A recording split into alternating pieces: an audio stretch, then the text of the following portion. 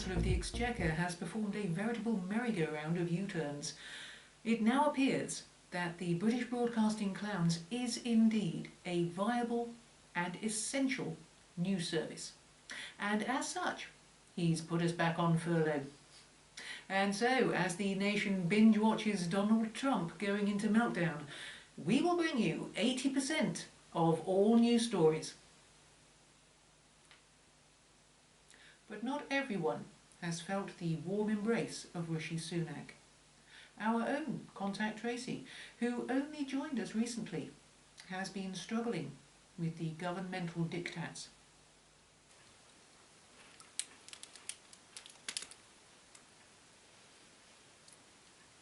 Oh, I'm not struggling with a Kit Kat. No, really.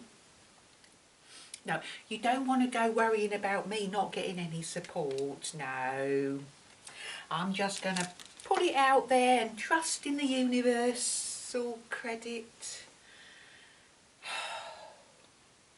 And another thing. That Dido Harding.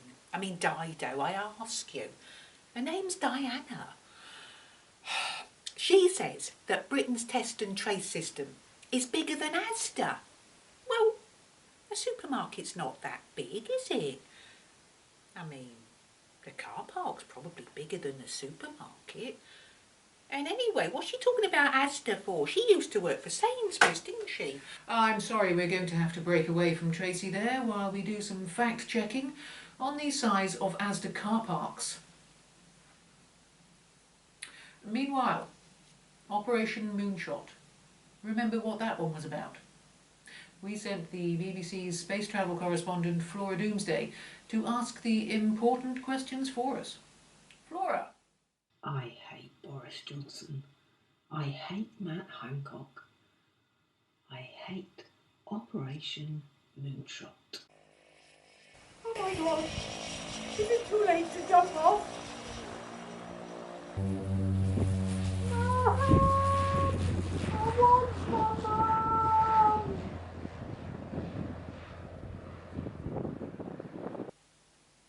Oh, we seem to have lost Flora there. We will of course try and get her back for you. Meantime, it was of course in September that the Health Secretary announced that they would be ramping up test and traced capacity to fulfil 500,000 tests a day. The government's shot at the moon started rather surprisingly not on the Isle of Wight this time, but in Liverpool. Hundreds of people queued overnight in Liverpool, believing that they were queuing for the Black Friday sales. Oh, and yes, I believe we've got Flora Doomsday back. It's one thing being a walking metaphor, but quite another being a flying one. No? Oh no, she's gone. Right. Well, we can take you to a pre-recorded interview done by Flora Doomsday, our North of Watford correspondent. We would like to point out that this interview was recorded before we lost Flora.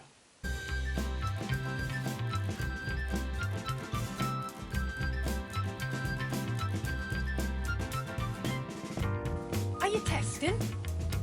You asking? I'm asking. I'm testing. This is Flora Doomsday. BBC Clown News essentially working in Liverpool. BBC Clown News. Thank you, Flora. Flora Doomsday there. And so England gives up 3 tiers for a lockdown. It is widely believed that we have Marcus Rashford to thank for this, as he told the Prime Minister that trying to explain the rulings for the tier system was like trying to explain the ruling for the offside rule in football. Contact Tracy, has Marcus Rashford been contacting you at all this week? No. But if he did, I'd tell him what my mother told me. There's no such thing as a free lunch. Right, better get to work, eh? Dear Contact Tracy, I have heard that you can treat coronavirus with aspirin now. I am currently isolating and don't have any aspirin at home. However, I did find a packet of Rennie in my pocket. Will that do? No, but I have heard great things about mouthwash. Dear Contact Tracy, I have heard that Rishi Sunak studied PPE at Oxford. Is it a coincidence then that during this pandemic, PPE contracts worth £1 billion have gone to student friends of his? No, just £500 million. Dear Contact Tracy, Dominic Cummings made a very melodramatic Dom exit from number 10. Was this a deliberate piece of misdirection? While we're all wondering what he had in his box, is the sky about to fall in? Maybe, yes. Phew. That's me done. WFH. Working from home. They're all at it, these acronyms, have you noticed? Yes. Rishi Sunak calls the Prime Minister PM these days. Jonathan Van Tam, I overheard, was JBT.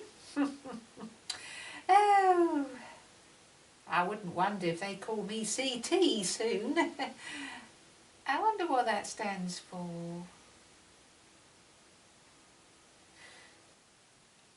The phenomenon of lockdown fatigue has finally raised its head behind the doors of number 10 Downing Street. The Prime Minister's fiancée, Carrie Symonds, has finally had enough and taken back control. Our special SPAD correspondent Flora Doomsday made this report for us earlier on.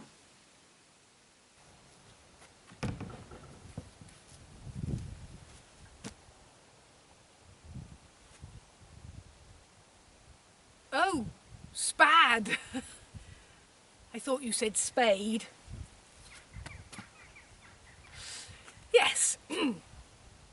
Carrie Symonds has told Boris he can't play with Dominic and Lee anymore, and he needs to make some new friends who play nicely. Quite frankly, this has been the clearest, most transparent message to come from number 10 so far this year. And it's come from a woman. We've had go to work, don't go to work, get a test, don't get a test, eat out, don't eat out, and the latest, lock down, but don't lock down if you're a plumber. Earlier, I put this conundrum to Chris Pitty, the government's chief medical advisor. Next slide, please. You haven't answered my question, Professor Pitty. If my bath overflows because I've not turned the taps off because I've had to take a call from the ONS telling me that the Eat Out to Help Out scheme was responsible for 1 in 6 subsequent COVID-19 outbreaks, and because I then forget all about having a bath and check my Twitter account, which leads me down a wormhole where I end up buying a pink gazebo and a set of odd volumes, my question is this. Is the plumber I call out somehow unable to either catch or spread coronavirus simply because they are protected by the talisman of the pound coin? Next slide, please. Ah! The professor is buffering again. Poor old Flora. I am starting to worry about her now. And now, the end is near. Do we face the final vaccine?